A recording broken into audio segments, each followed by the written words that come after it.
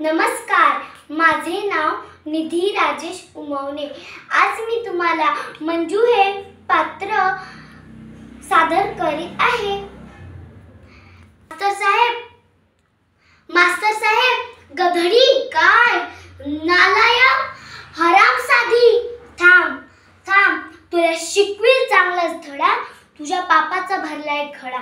मोठा समजतो स्वतःला मास्तर, तुझं गटारात घालचा शास्त्र, तुझं मशनात गेलंय ज्ञान, तुझ्या तोंडात खाली शान, तुझा क तुझा ख तुझा ग तुझा ख, माझ्या पैजेचा घेतो इडा, तुला शिकवील चांगलाच धडा,